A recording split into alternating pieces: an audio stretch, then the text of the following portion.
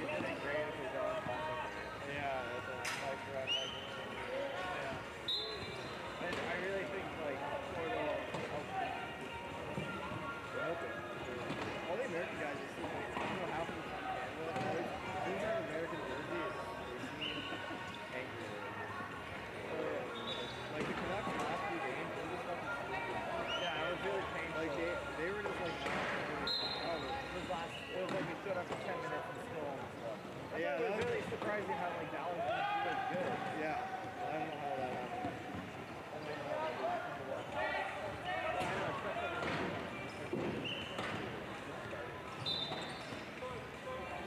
The Wi-Fi was really good here. I put it in my laptop. I was gonna bring tomorrow, but I couldn't log in. Yeah.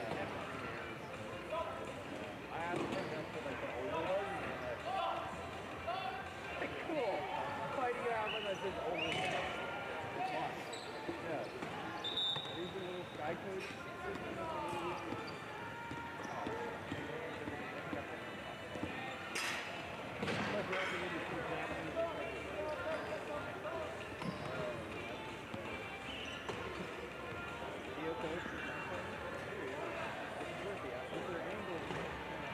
I don't know if they know how to run a separate horizon. It's a couple of them. I was surprised when I couldn't. I really feel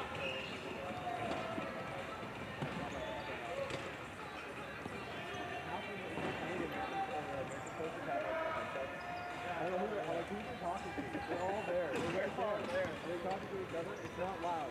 They can just do hand signals. They can see straight across. There's no obstruction. Yeah, you can just walk and talk. Yeah. They got one down there. I don't know. France was empty. It was America.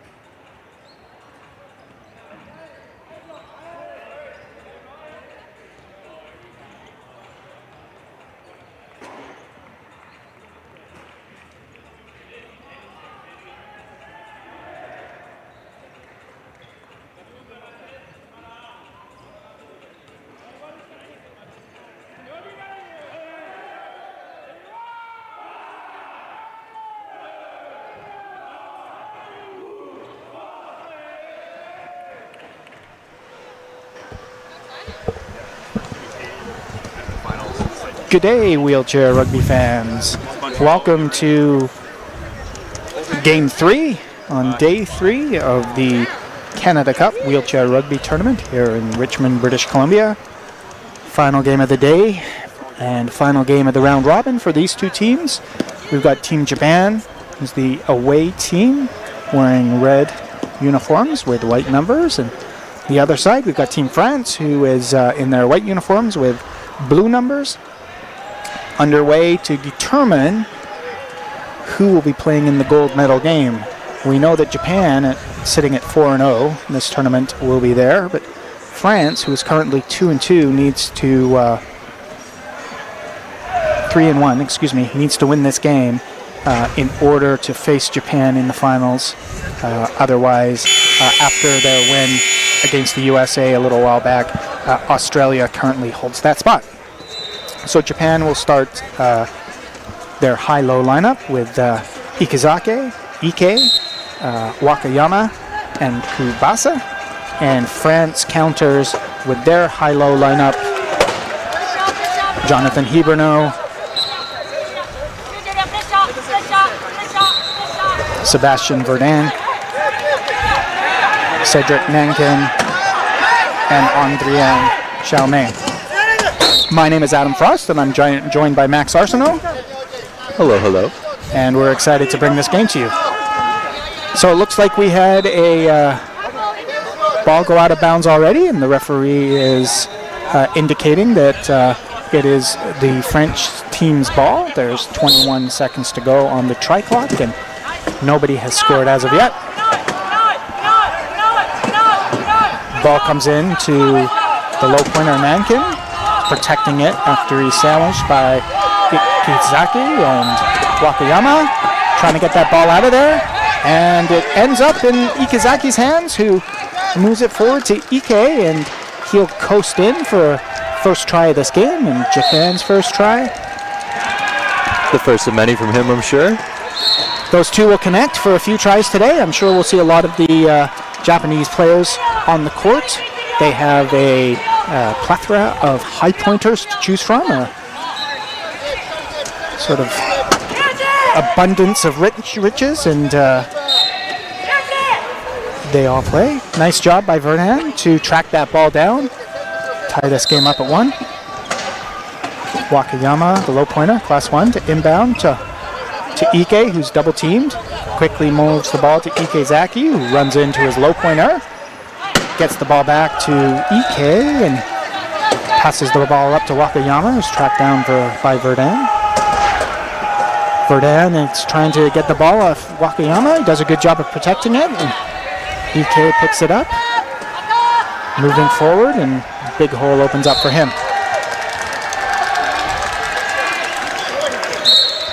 Chalmain to inbound. Oh, equipment timeout by Ike. Will give them a moment to reset.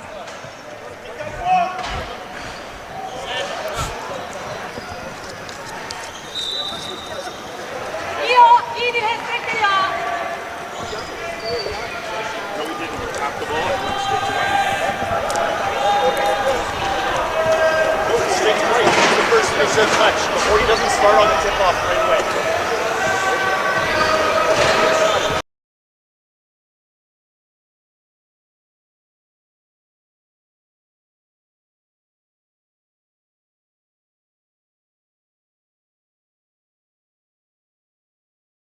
His teammates helped him out with the timeout, so Japan will use their first 30-second timeout of the game.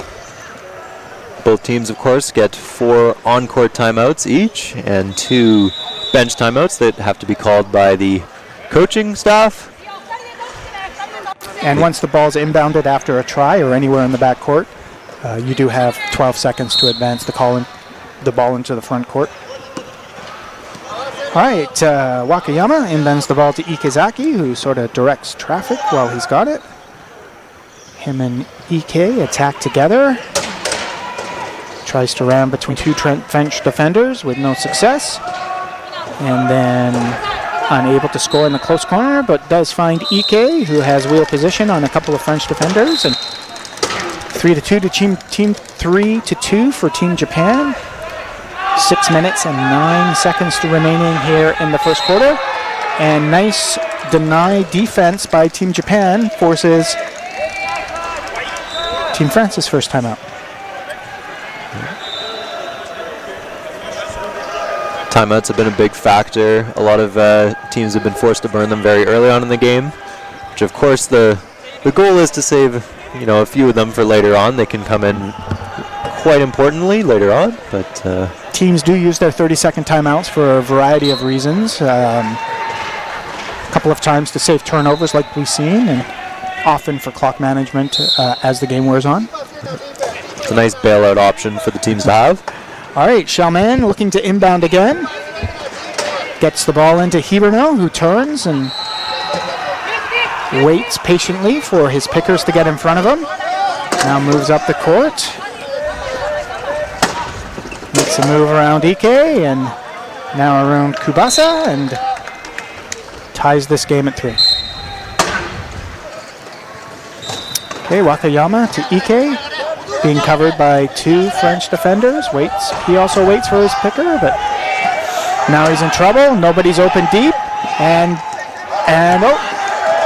looks like Ike and Ikezaki were on different pages there. One wanted a timeout, one wanted a pass, and ultimately the ball ended up on the floor, and France takes its first lead of the game. This time Ike turns and moves and finds Kubasa, who's wide open deep. This game really is going to be a battle of 2 dynamic duos, and we'll see which of those 2 duos can stay a little bit more focused than the other one and pull out a win in this game. Chalmain to inbound.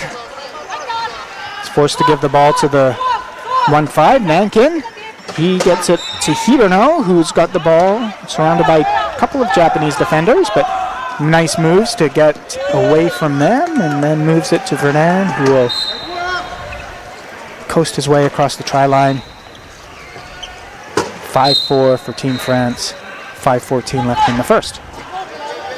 Ike following Wakayama. 2-on-1 with Ikezaki against Hiberno, and decides to make the pass.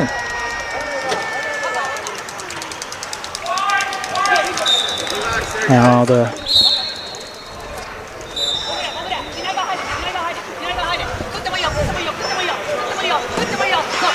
ball comes into Hiberno. Zigs and zags and gets open, makes a long pass to Nankin, who's going to have to be quick to move on to that, and nice job by him to get the ball and get those 2 casters across the try line before hitting the cone. It's a great hustle from Nankin. He's been a huge part of Team France's success in this tournament. Yeah, nice job. It looked like he was a little slow to react to that pass to me, and didn't think he'd get onto it, but yeah, nice burst of speed there to track it down. Okay, Ike with the ball. 1-on-1, or 2-on-2, I guess, but battling Hiberno. Accelerates up to center. Gets across. Slows it down. Back picks the low pointer Chalmain. And then hands the ball off to Ikezaki. Ikezaki straight ahead. And able to find Ike. Being defended by Chalmain, but had wheel position. Ike's presence in the key is just so hard to combat. Sits so high in that chair, nobody can really stop a pass coming from him. You're coming into him. Yep. Okay, Team Japan's defense forces the ball into Nankin again. Good look for them, and sure enough, the ball ends up in the hands of Ikezaki. Bit of a wasted offensive possession there for Team France. Ike with the ball. Looking for Ikezaki, who finds him. Ike brings the ball out to center.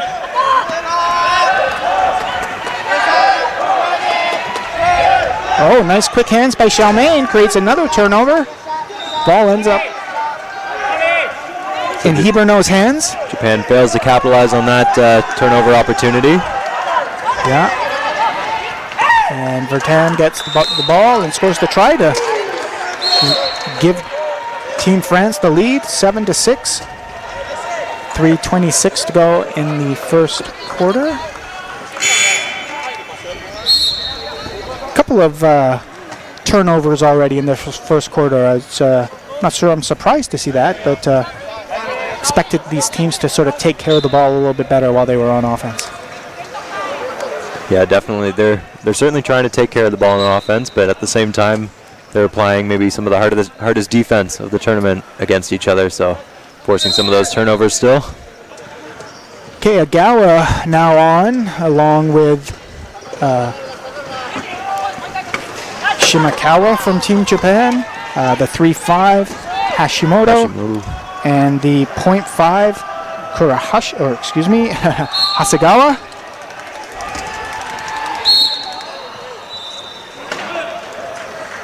And Japan counters with their Team France counters with their 2 Class 1s. Come onto the court.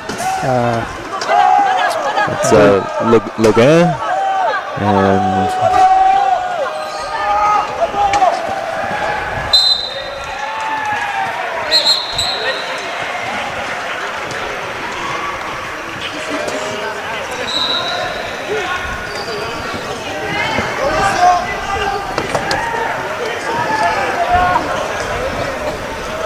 can't see the number. No. What's number 13, which is not in the roster for me?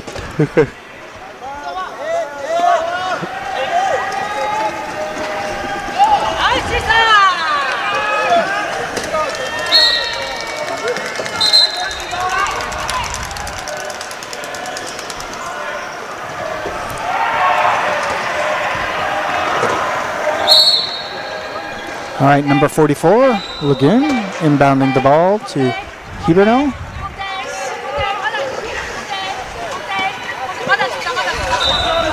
Hiberno works his way over half.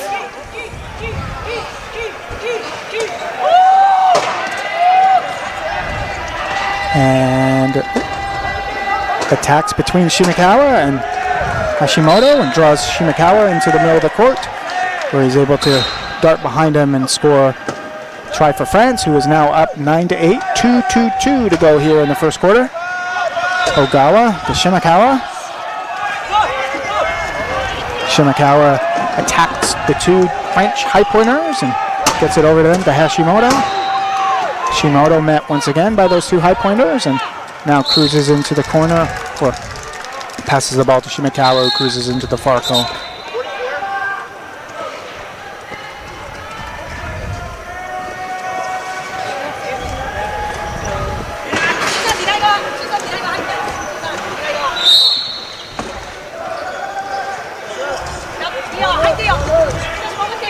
All right, Hiberno.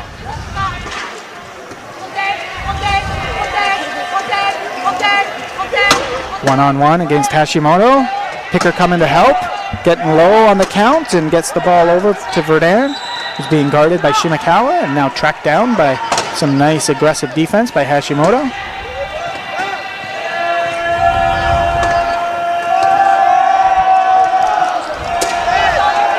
Verdun in the far corner. Nice defense by Ogawa. Gets the ball to Hiberno with 7 seconds to go on the try clock and lots of space in this corner, but Hashimoto takes it away and Team France is forced to use their second timeout with 1 second to go on the try clock. Some fantastic key defense from Team Japan. Yeah, nice hustle, especially by the 3-5 Hashimoto, who took away that corner as Hiberno came around close side to us.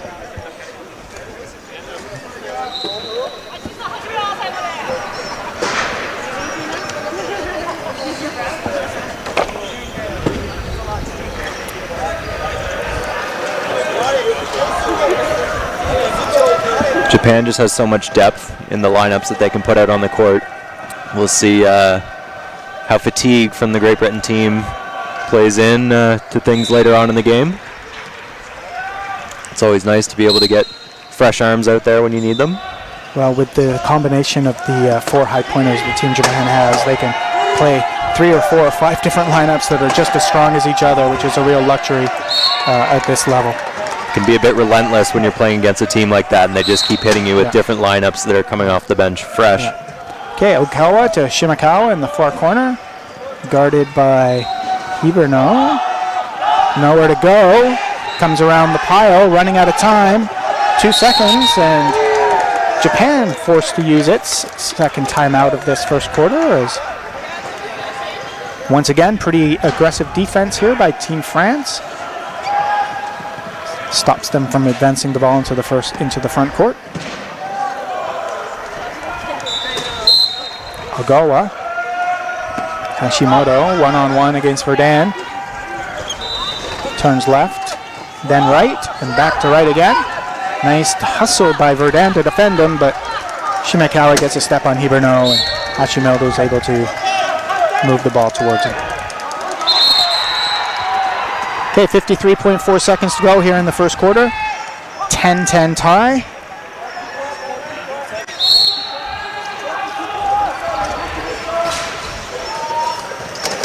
Hiberno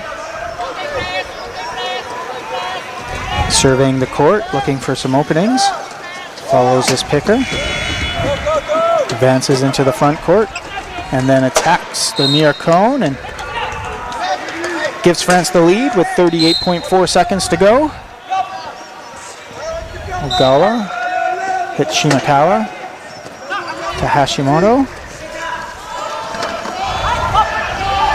Hashimoto, nice move to get around Verdun. Gets it over half. Will probably slow it down here and try and score close to 0 on the tri-clock or game clock. Down to 15 seconds. Scoring this last goal will be important for Japan to end the quarter with a tie. Okay.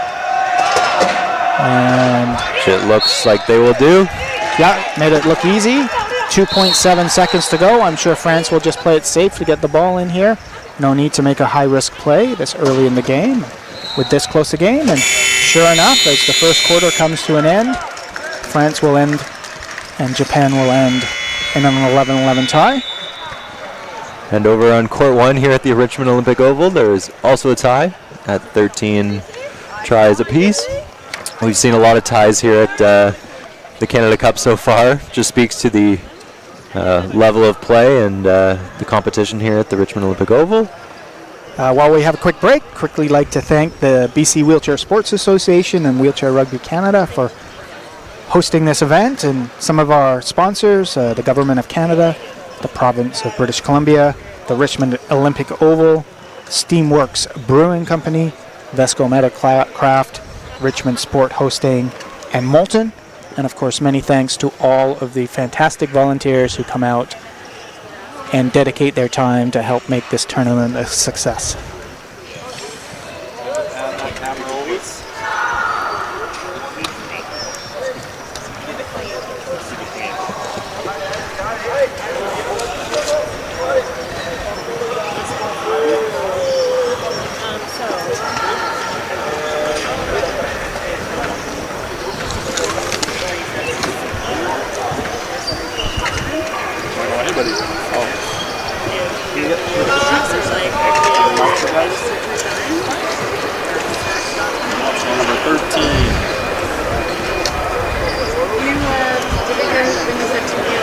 Yeah, 13.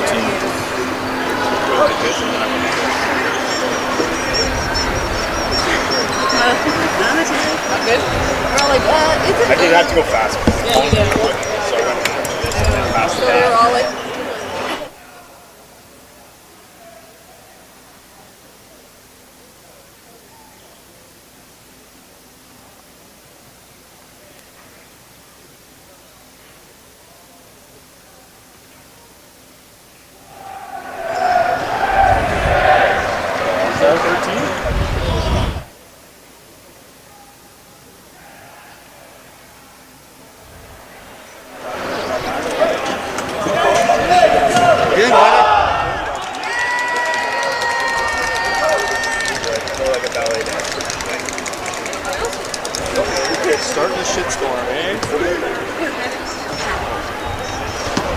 Okay, so back to action here as the teams make their way back onto the court. Team Japan is going to use their 3-3-2-0 lineup as Kai Kurahashi and Shanya Nakamachi make their first appearance of the game. And it looks like Team France is going to run a 3-2-5-1-5-1 lineup.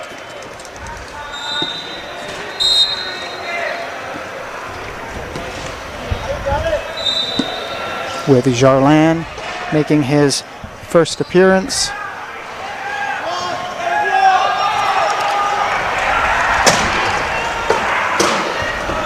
And number 14 for Team France, Jordan Dupré. Nice job by the the French defense to put Kai Kurahashi in a dangerous area, knock her out of bounds. Japan used to force to use its third timeout. I know, taping it. It's dedication. Ikazaki with the ball. Thanks for respecting. Sure, skinny. Halifax and you're the finals or whatever. Looking for EK, and looks like the French team has gone 4 in the key. Let me know. That will All right, we'll talk later. Yeah, good to see you, bud. You're busy. I don't want you to screw up on the clock. give Team Japan a new 40-second try clock, and Jonathan Hiverneau makes his way over to the penalty box for Team France.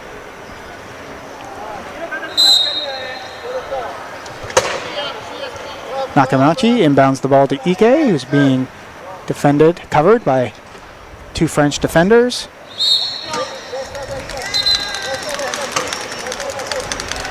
Scores the try, and Hiverneau comes back inbound for Team France. Nobody in range at the moment. Running out of time on the 10-second count to get the ball in. And Hiverneau is forced to use the French team's third timeout, both teams down to 1. Nice job on defense by Team Japan there. Yeah, showcasing that great key defense yet again. It's important when your highest point player on the court is inbounding the ball that somebody's down there in order for him to get the ball in. Definitely, and that shows why teams will often trap players from coming out of the penalty box, because it just makes them have to do something that they're not used to doing, and as we saw here, that worked out for Team Japan, forcing that timeout to be called. Okay, Ducre inbounds the ball to Jarlan, who looks for Jonathan Hiverneau, but misfires and puts the ball into the hands of Nakamachi in error. And now Team Japan has the ball, and Ikazaki attacks the 2 French high pointers, gets through them, and finds Ike in the middle of the court.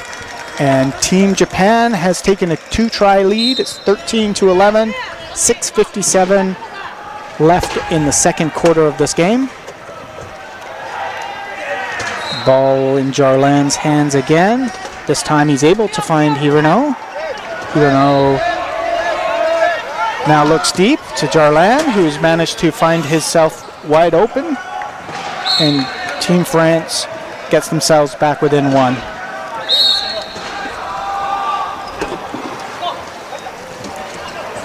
Ball comes in and looks like it was checked out. Will remain Team Japan's possession. A couple of seconds go off the 40-second try clock, but still plenty of time.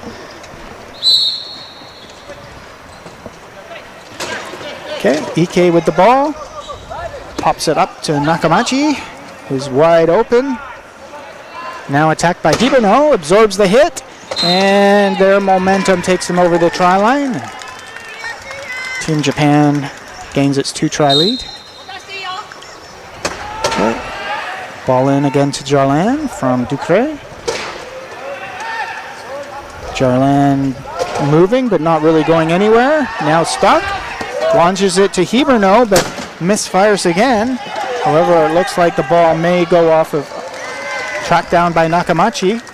Gets the ball to Ikazaki, who's flirting with danger on the try line there, but moves the ball ahead. And now Team Japan is safely over center and one-on-one with 8 meters of court. Should result in a Japanese try. However, Nankin comes out of his chair, so that'll give Team Japan a new shot clock, try clock, and they'll have to inbound the ball on the side.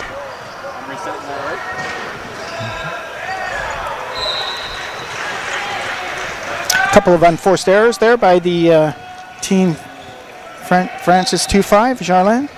Yeah, it's definitely showing Japan now is running a lineup with 3 offensive options, and their pressure on defense is proving to be a bit of a problem here for Team France.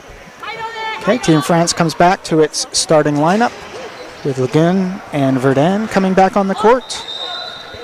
Don't want to let this game get too far out of hand. It's an important one for them, as we mentioned earlier on. Ball in for Team Japan. Fresh try clock and a 2-try lead. 5:45 to go in the first half. Ikazaki, plenty of space here by the near post. And Japan have taken the biggest lead of the day. 3 tries, 15-12.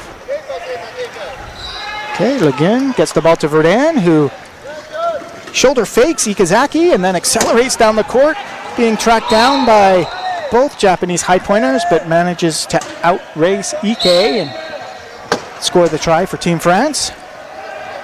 Nice show of speed from all 3 of those players. Yeah. Okay, and then Ike about to return the favor. No, nice job by Verdun to slow him down, but can't stop the 2 Japanese players, and Ikazaki scores. Ike chooses to make the safe play there. Okay, Le Guen pump fakes. Now gets the ball in with a bit of a shuffle pass to Verdun. Hiberno making moves against Ikazaki. Getting low on time on the 12-second clock. And forces the ball to Verdun. Intercepted by Nakamachi, who gets the ball to Ikazaki, and Japan is now up by 4. 5:02 remaining in the first half. Yeah, another great forcing of a turnover by Team Japan. It's the 3rd turnover we've seen in this second quarter, almost right in the exact same spot, not all by the same players, but we almost saw another one there as the ball was fumbled a little bit before it made its way. Yeah, lucky for Team France to retain possession there, and then Verdun finds Hiberno. France gets back in the scoring column. Ike, covered by the 2 French low pointers, so nowhere to go. Gets the ball to Ikazaki. He's going to have to work against Verdun. Manages to get the ball over half with a bit of help from his low pointer.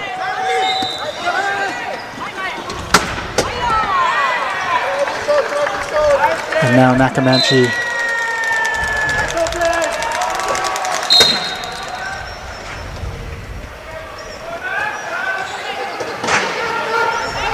Okay, Verdun.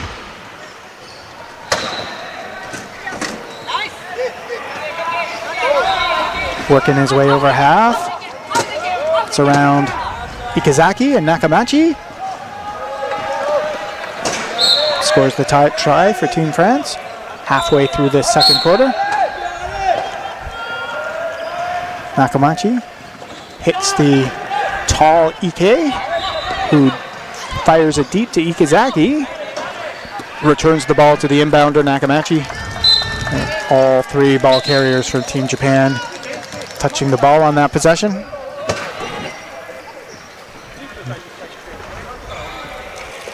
Le Guen slowly making his way back to inbound the ball for Team Japan. Team Japan with a full line change ready to go in the sub box at the next stoppage of play. That isn't after a goal. Verdun slowly coasts across the try line. Okay, Nakamachi looking to get the ball to Ike on the inbound. Ike accelerates as his low pointer Karahashi's come out and gets the ball to the inbounder again, Nakamachi, who scores the try for Team Japan. And the equipment staff for Team Japan will come and give Kurahashi a hand getting back up onto her wheels.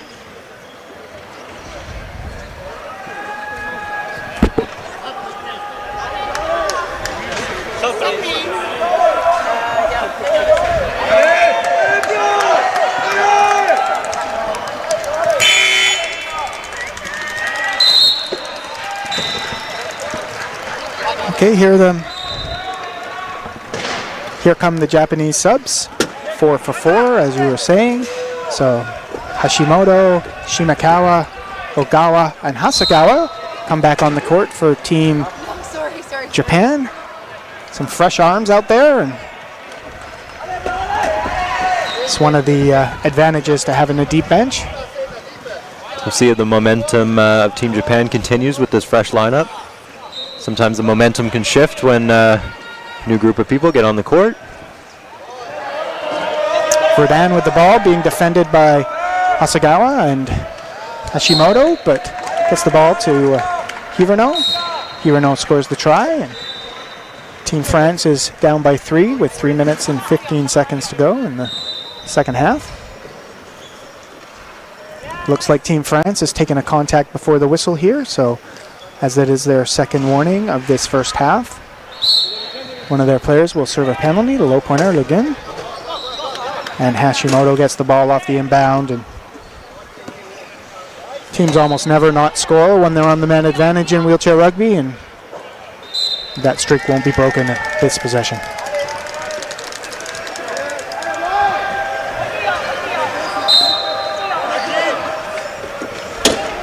Okay, the ball into Verdun, who's being guarded by Hashimoto.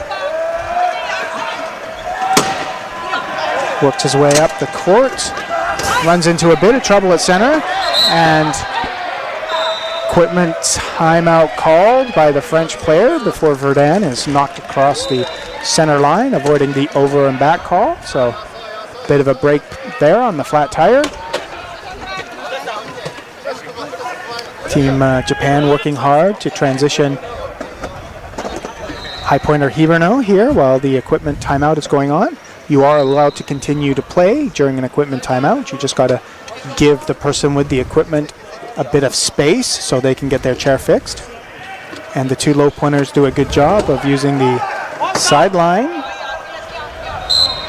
However, Hirono proves to be too strong and gets out. Verdun with the ball.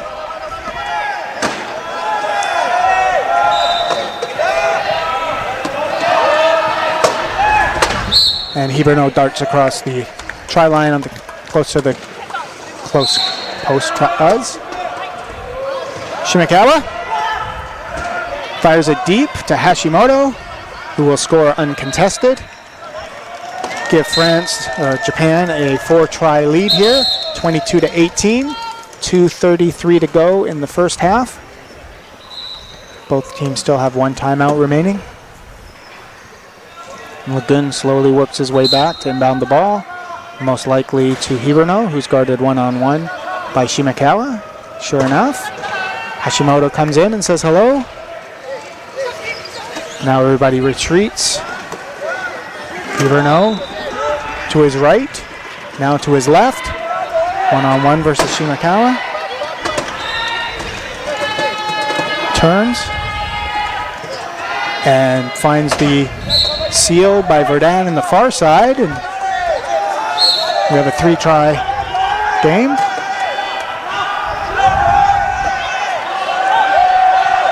Shimakawa showing some good speed up the far side, able to outpace Verdun, which isn't easy to do.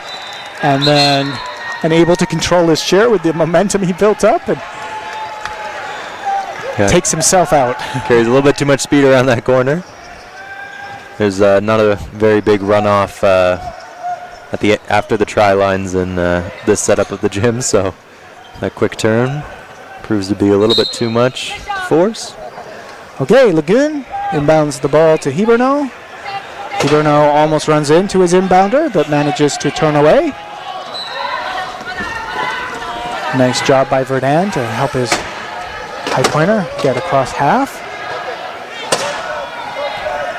Down to ball control time. Here as the first half winds down. Team France does have the possession arrow pointing their way currently, so it is their ball to start the third. So trailing by 4, I'm sure. And as I'm about to say that, Nankin runs into Hashimoto. Does look like the referee called a vertical spin versus Nankin. So I believe that will be a turnover. I'll just confirm that in a moment. My recollection of the rules is if somebody's moving backwards, that does become the front of their chair. You are allowed to make contact, but apparently that wasn't happening. So yeah, turnover by Team France. This will give Japan an opportunity to take a 5-try lead here at the end of the first half, which is negated by an over and back call as Hashimoto passes the ball to Shimakawa, who's sitting directly on the center line. One turnover followed by another. So France erases their initial error and we'll get the ball back. Okay, Lagun to inbound. He's got 2 high pointers in front of him here and chooses the ball to give the ball to Hiberno. Hiberno breaks free. Lots of time on the try clock, and sure they will now manage the clock and score around 50 to 55 seconds to go. Sitting on the try line at 1 minute. Ogawa goes out of bounds.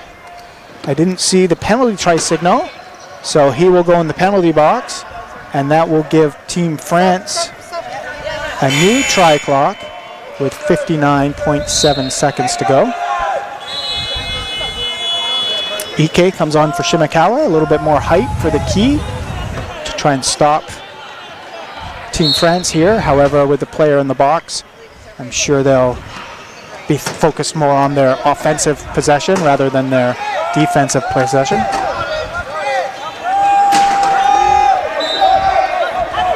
Hiberno stalling, moving backwards and forwards, looking for an opening. Finally decides to take the try, probably a little bit longer than I was thinking there. 44.3 seconds to go, Max. Yeah, this will give Japan likely the chance to get last goal.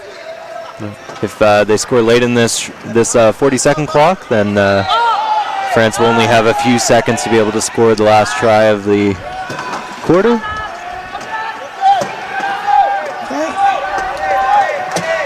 Ike surrounded by 2 French defenders, Lagun and Ferdinand, and Hiberno comes in for a good measure.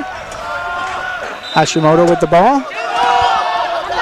France still pressuring, probably start to slowly drop back into their key here. Sure enough they do. Hashimoto goes left and then right around Hiberno, and it's now sitting on the try line, killing time, and pops across with 4.6 seconds to go. And Lagun will look to give the ball to Hiberno, who I'm sure will have to redo it given an equipment on the Japanese high pointer Ike. Perfectly executed last goal offense though by Team Japan, scoring as late as possible in that 40-second clock and giving very little time for Team France to score the last goal here. Yeah. Looks like Team France will just play it safe here. Nobody's even down by the try line, so assuming they get the ball in, which they do, Hiberno's going to make the same play, and bounces close to Verdun, who's surrounded by the 3 Japanese defenders. So that brings us to the end of the first half. Score is 24 for Team Japan, 20 for Team France. And on the other court, we also have a very exciting tight game. Tied at 25. Everybody enjoy the break, and we'll see you in about 9 minutes.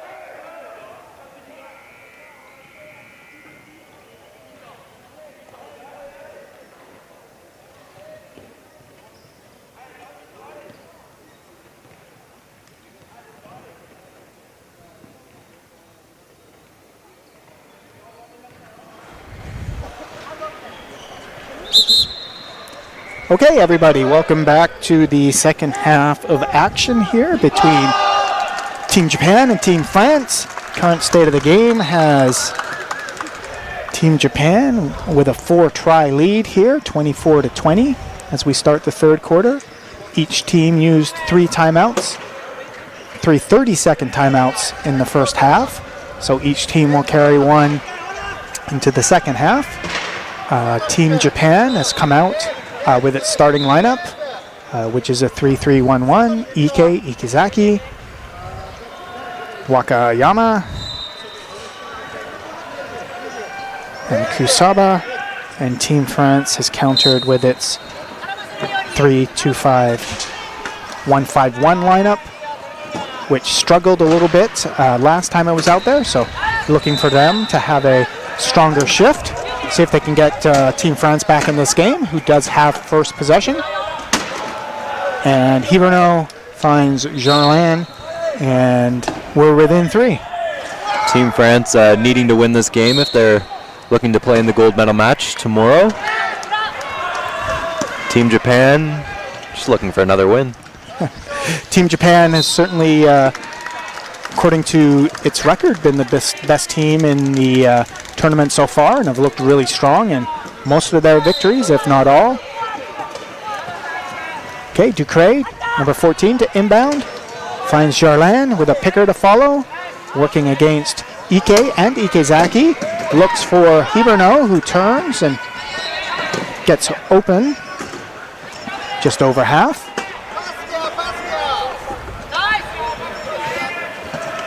Nowhere to go at the moment. Being defended by Ikezaki. Backs away and now works his way up and executes a 2-on-1 with Jarlan against Ike.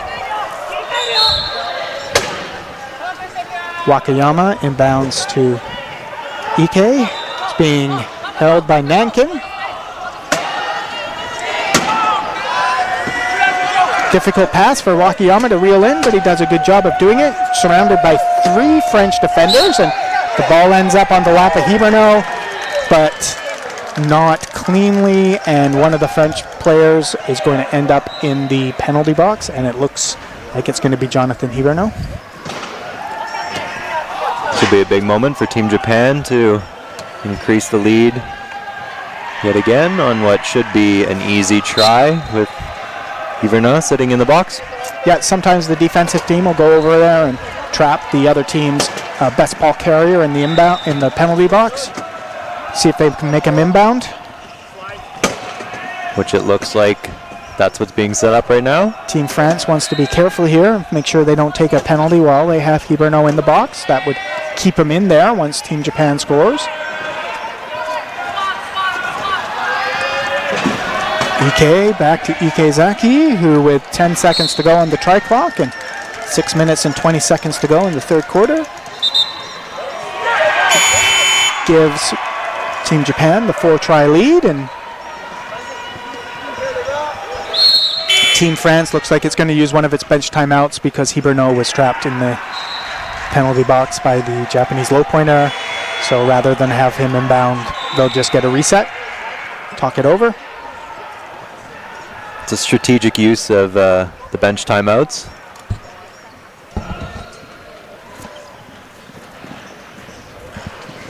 So while we have a break in the action, I'll quickly thank BC Wheelchair Sports Association and Wheelchair Rugby Canada for hosting this tournament, along with our sponsors, the Canadian government, the province of British Columbia, the Richmond Olympic Oval, Steamworks Breweries, Vesco Metalcraft, Richmond Sport Hosting, and Moulton. Okay, Ducre inbounds the ball to Jarlan. They are 1-on-2 against the Japanese defender Ike, who's able to stay on top of the pile and dangerously close to spinning Jarlan there, but everybody's on their wheels. Hiberno almost has the ball checked off his lap by Ike, who's very involved in this play. Down to 16 seconds to go on the try clock. Hiberno 1-on-1 versus Ikezaki. Turns right, then left. Now moves to the try line. Nankin gets in his way, but he's able to score the try for Team France. A hard-fought try, but a try nonetheless. Okay, ball down by the referee. Ike goes back to get the ball because Team Japan wasn't quite sure who was supposed to be inbounding, but the ball does come in to Ikazaki, who gets it back to Ike right away. Shows some nice speed against Hiberno, and then dodges around Jarlan and scores quickly for Team Japan. 27-23 with 5:36 to go in the third quarter. Ducre comes back to get the ball to inbound. He's got Jarlan with Nankin there to help him against Wakayama and Ike. Jarlan gets the ball across half. Runs into the defense of Ikazaki. Finally stops and moves the ball to Hiberno. Hiberno's got lots of space here and turns away from the near corner and then crashes through the two Japanese low pointers to no avail. Now faces Ikazaki and gets the ball to Jarlan, who's struggling to get the ball over the try line, but finally does. 24 France, 27 Japan. Wakayama gets to the tall Ike over top of the two French low pointers. Starts accelerating up the court. Follows the pick of Kusaba. Scores the try for Team Japan.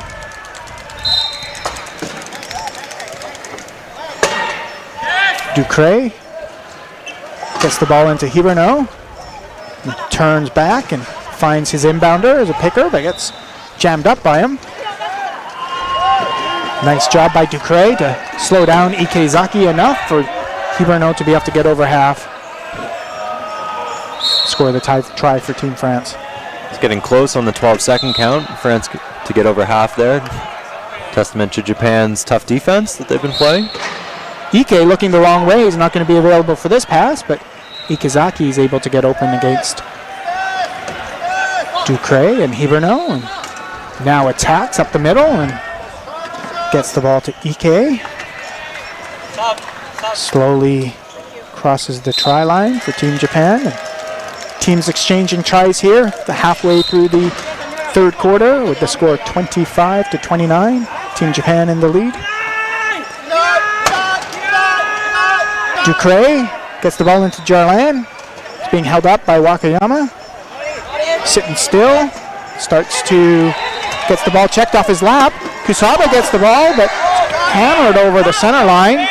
And the referee's going to call that he had possession, and that will be an over and back. And it looks like it will be the ball for Team France with a 40-second try clock.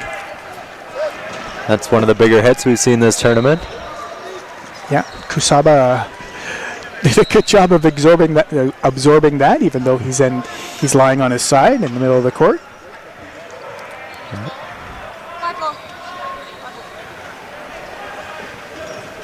Certainly wasn't a illegal hit from my point of view. He was just had his weight forward, trying to get that ball. And when the high pointers come at you with speed, you're going to end up on your side. The fresh line comes on for Japan. Yeah, both teams making changes here.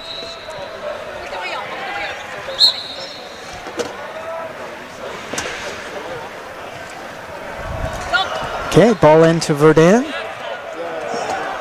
Gets the ball to Hiberno.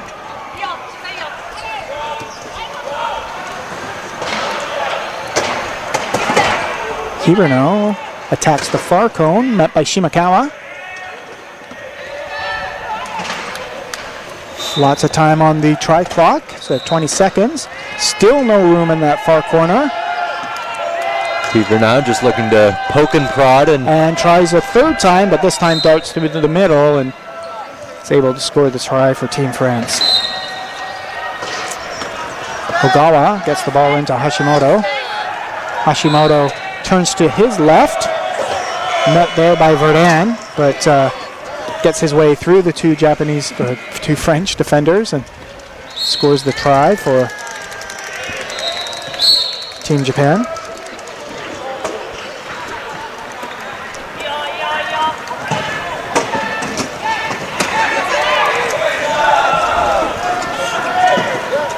Hirano hips his way past the Japanese defender and scores the try for Team France. Team still exchanging tries here. 3 minutes to go in the third quarter. Ball barely touched by Shimakawa. And Iwagawa picks it up and is granted the timeout as he wheels out of bounds, barely possessing that ball. That will be Team Japan's final 30-second timeout of this game.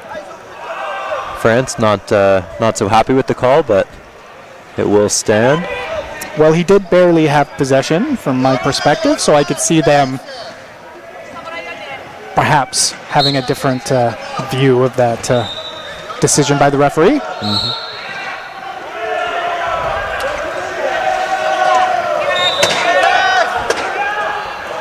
So turnover there by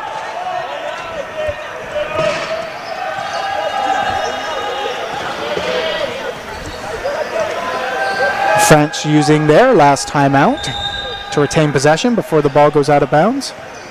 Yep. Both teams now without their on-court timeouts, so they won't have that bailout option to use. We may start seeing a lot more turnovers.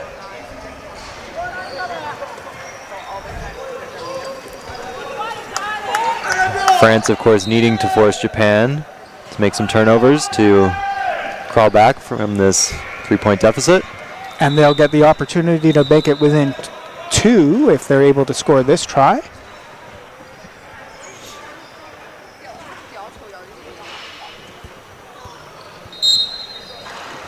All right, Ducre inbounds the ball to Hiberno. Takes it into the center of the court. Verdun tries to seal Hashimoto. Hashigawa and defending Hiberno. He's got no space here in the close corner. Works his way back down to 18 seconds on the try clock. Now takes it to the close cone again, and this time is able to make a move and beat Shimakawa and score the try for Team France. And back within 2 here, 2:38 to go in the third quarter. This game certainly not in hand for Team Japan at this point. Shimakawa spots Hashimoto wide open. France, or Team Japan, regains a 3-try lead here. Okay, Ducre to inbound. He's going to have to find Hiberno, who's defended by Shimakawa. A couple of players to follow up the court here. Slowly makes his way towards the center line and now across it. Nice job. Some picks by his low pointers, and Hiberno gets across the try line. Ogawa to inbound. Shimakawa. Shimakawa works towards the near side. Gets around Ducre, who tries to get that pick bar in there unsuccessfully. Now Hiberno stops his momentum, and Ducre is able to catch back up. And Shimakawa's not able to go anywhere at the moment. Gets a couple of dribbles in. Gotta be careful not to take a reach. Down to 15 seconds on the try clock. Hashimoto with the ball, attacking the Japanese or the French try line, and barges into the back of Hiberno and eventually across the try line. Okay, Ducre with the ball to inbound. Gets it to Verdun. Verdun is 2-on-1 against Hashimoto with Hiberno and draws both Japanese defenders towards him before finally distributing the ball, and Hiberno scoring the try. Team Japan attempting to use a bench timeout, and so far no signal by the referee as to whether or not they're going to grant it. Referees are saying it's too late for the bench timeout, so Japan's going to have to play this possession. Ogawa to inbound the ball. Shimakawa waiting for Hatsugawa to help him. See if he can drop it into Shimakawa, and he does, who's surrounded by Ducre and Hiberno. Shimakawa pops the ball to Hashimoto, who's got the ball. About 4 seconds to get it over half. Running out of time. Gets it to Shimakawa, who unsuccessfully receives it as Hiberno is able to intercept the pass. And now Team France has the ball. There is 1 minute and 6 seconds to go in the third quarter. 29 seconds to go on the try clock. And France can make the score within 1 if they're successful here on scoring the try. And they do. France likely scoring right when they wanted to there. Okay, so Team Japan does get their bench timeout after that try, and they'll take a few moments to discuss how they're going to play the last 55.6 seconds of this quarter. As we now have a 1-point game here. Yeah, nice shift there by Team France, able to create a couple of turnovers and make this a 1-goal game, 1-try game. We've certainly seen teams come back from 4-point deficits in this tournament. Okay, Norimatsu, who's just come out for Team Japan, gets the ball to Ike. Ike, one-on-one versus Hirono, and gets the ball to Hashimoto. Hashimoto scores with 40.7 seconds to go in the third quarter. So it is currently Team Japan's ball to start the fourth. So Team France will want to score last try here if they want to keep this a 2-try game at the beginning of the next quarter. Verdun absorbs the hit from Hashimoto as he turns away from the goal to stall. Down to 22 seconds. Hirono just casually surveying the court, seeing what's available to him, being guarded by Ike, and they all get behind him as he heads towards the try line, pretty much making it an easy try for France as he's sitting on the try line. And now gets across, 2 seconds to go, and Ike's going to look for the deep pass and thinks better of it as nobody's open wide, and time will expire on the third quarter. Good quarter for Team France there as teams traded goals most of the way through until a flurry of turnovers at the end make this a 1-try game moving into the fourth. Yeah, great for them to claw back from that deficit and also to get the last goal to ensure that that momentum continues on into the next quarter.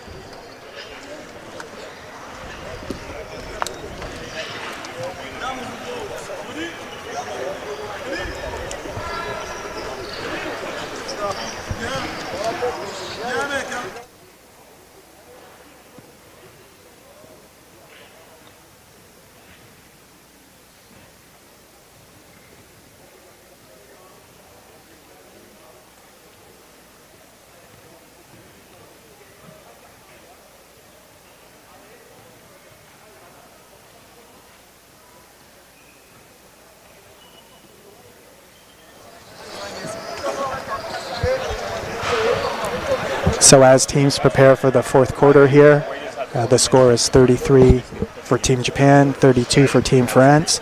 Both teams have used all 4 of their timeouts, which is maybe why we saw some turnovers created there by Team France, as Team Japan didn't have any way of stopping the turnovers from happening.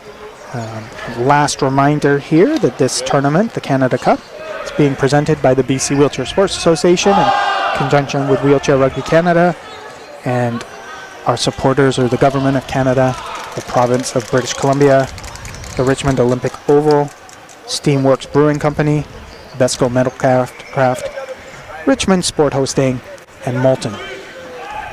So Team Japan comes out with the hybrid line, 3-3-2.5, Ike, Shimakawa,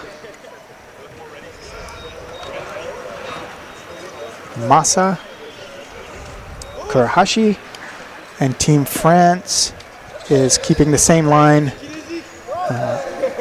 out that they had before, 3-3-1-1 with Huguenot and Verdun, and I'm sure Ducret will be doing the inbounding for them. Seemed to be working for them at the end of the last quarter, so why change it?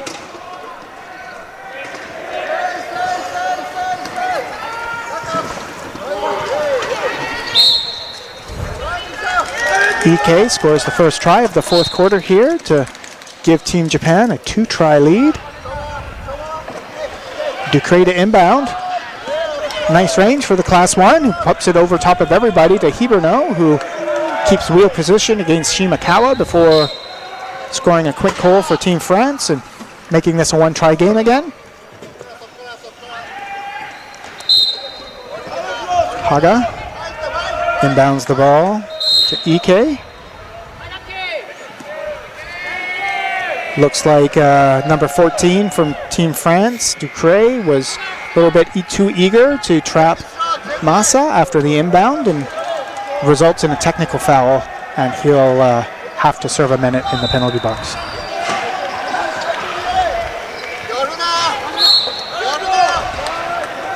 Okay, Massa to inbound again, try to get it over top of Verdun to Ike. Team France will need to be careful not to take a penalty here. Ike manages to get his way out of the corner against the two French defenders with the help of Massa. Verdun's able to track him down and stop its momentum. Shimakawa comes back to help. 2-on-2. See if they can crack block for each other to create an opening. Japan is in no rush to score. Massa gets the ball on the far side and safely wheels across the try line. Scores 35-33 for Team Japan. Okay, Ducret out of the penalty box to inbound. Finds Verdun on the far side, who's races up the court. Stays ahead of Ike all the way to the cone. A nice job by Ike to track him down. Showing some good speed. Verdun being pressured again by Ike. Turns towards the try line. Gets a bit of the front end of Ike and almost goes over, but maintains his balance. Down to 15 seconds on the try clock for Team France. Hiberno attacks the close side. Nothing there. Now up the middle and is able to score past Massa. One try game again. Okay, Verdun in front of Ike. See if Massa can get the ball over top of him, and quite easily does. Ike to Shimakawa, who starts to build up speed, but can't outrace Verdun. And then Hiberno comes in and thinks better of hammering him from behind, and Shimakawa can get the ball to Ike, who scores the try for Team Japan. 34-36, 6:15 to go. Verdun. Couple of players to follow up the court. Gets around Ike. And around Shimakawa and scores the try. Quick try for Team France. Just trading tries for now. France looking to force at least one more turnover. 6 minutes and 4 seconds to do so. Massa to Ike, being guarded by Verdun again. Gets the ball back to Massa, who's being chased by the Class 1 Ducret. Massa makes a move to his left and has plenty of room to score past Hiberno here against the close cone.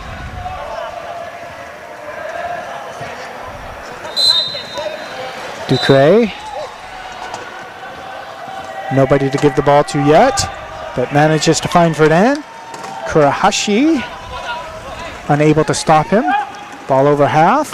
Got a player to follow and runs into Ike.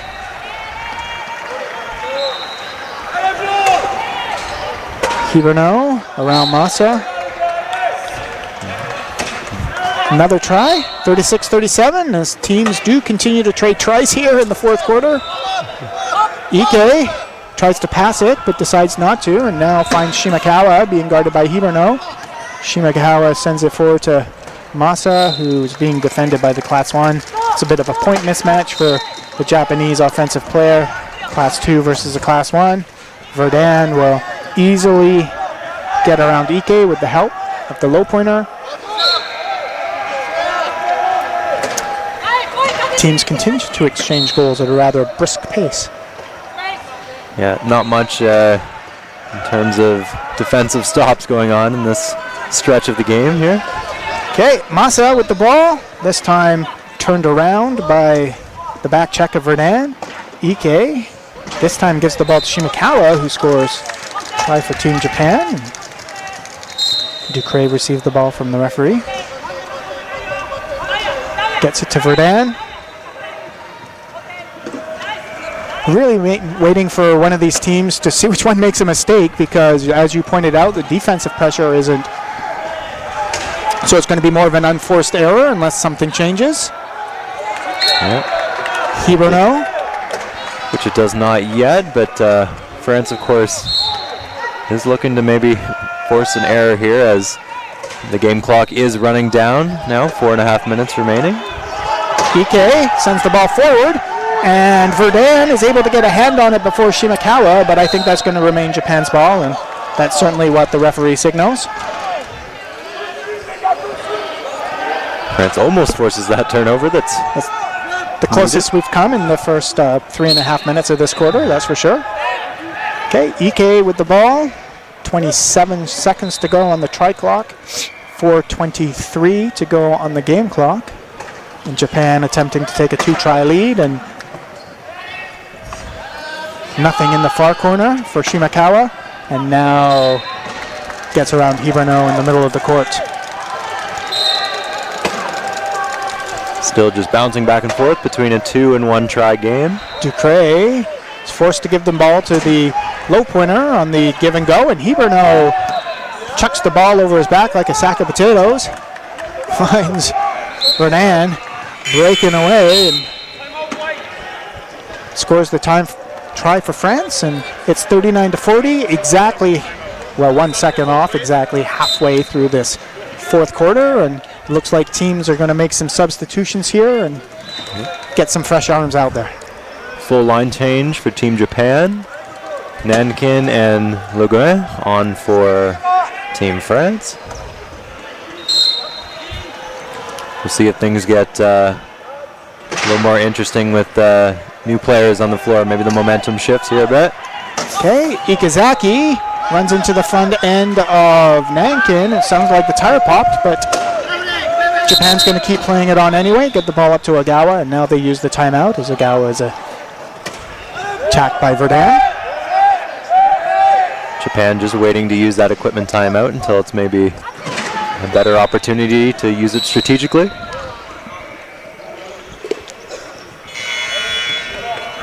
So out there now for Team Japan, we've got Hashimoto, 3-5, 3, Ikazaki, Class 1, Ogawa, and the .5, Hasegawa, versus the starting lineup of Team France with Nankin and Le Guin. Hashimoto charges past .5 Le Guin, and another tire has gone flat. Can't tell who it is yet. Looks like it's Ikazaki. They must have had that other one change pretty quickly because they're ready to go already. Reminds me of Nationals.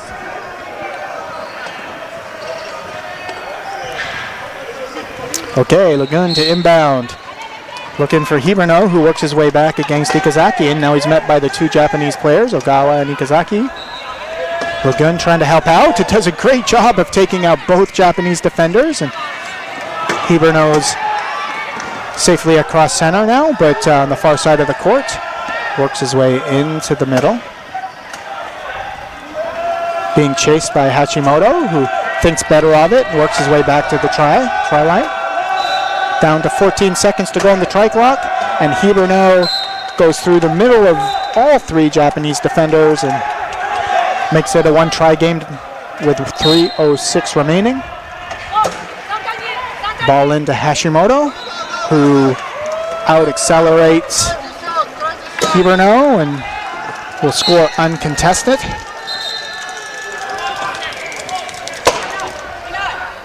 Still fairly seamless offensive possessions. Yeah, no turnovers yet here in this fourth quarter. We're running out of time. Of course, France needs one if they're going to force to overtime or at least try to get a win here. Ball into Hiberno, who works his way back to pick up Lagun, who's trying to pick the high pointer Hashimoto. Now Hiberno races over half.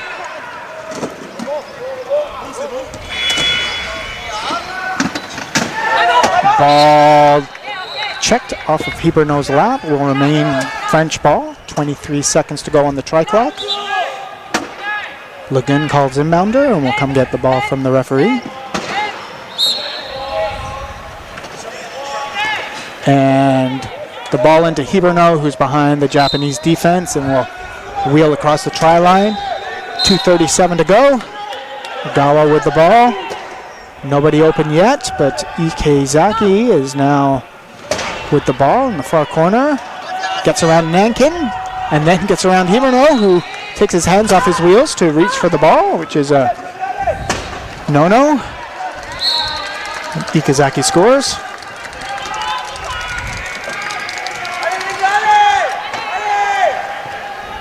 Okay, Lagun comes back for the ball. Equipment timeout called by the French inbounder, and get some maintenance done. It's got 1 minute to get that fixed, or they'll have to make a sub.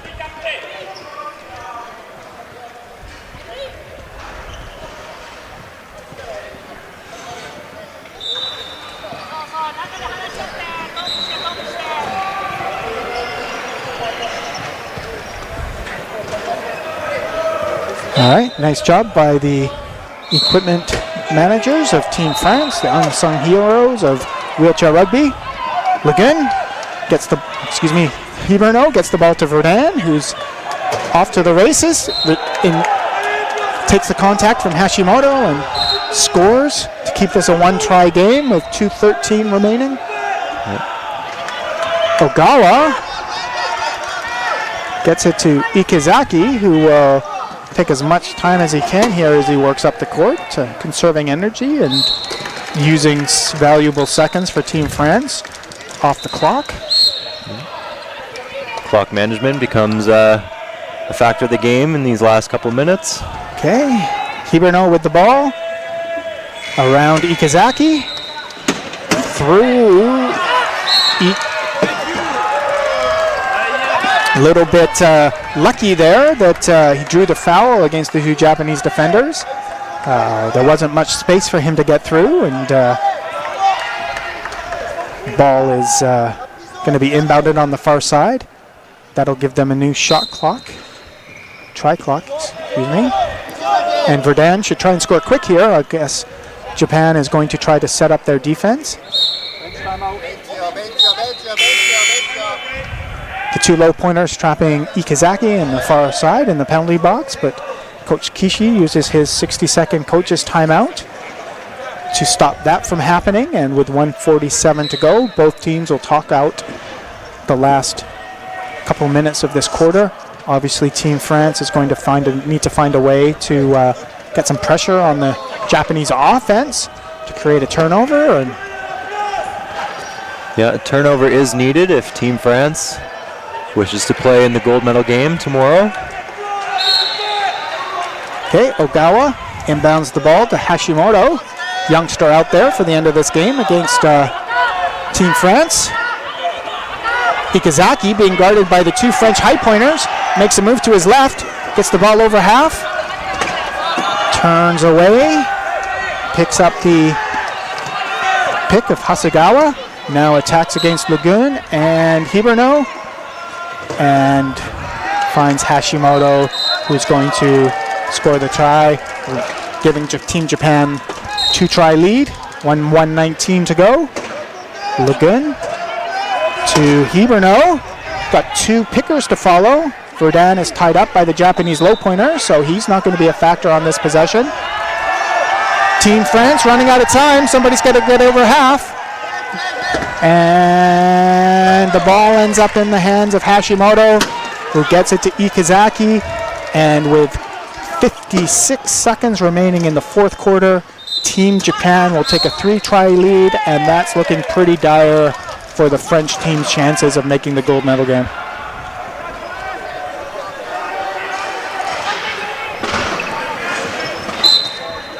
Okay, Lagun inbounds to Hiberno. Hiberno races up the near side, sends the ball to Nankin, who receives it over half and then gets it to Verdun nicely. And Team France. Great quick play by Nankin to keep that flow alive and allow France to score a quick one. Okay, 40.7 seconds to go in the fourth quarter. Possibly the last possession of the game here for Team Japan, depending on how things go. Hashimoto gets around Lagun and Hiberno gets the ball to Ikazaki, who's going to attack the French goal and then score the try. So 26.3 seconds to go. No need to take any chances. You can't take the tries off the board once they're on. 3-point lead, the biggest we've seen in a little while now.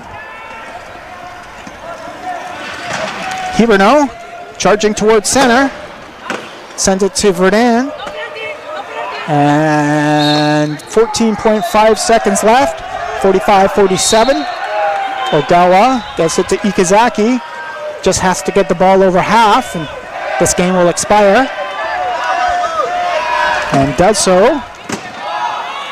He's going to take a penalty by, looks like Nankin, with 3.1 seconds to go in the game, and Nankin would head over to what will be a short trip to the penalty box, and we'll see if Japan attempts to score here or just get the ball in and let time expire.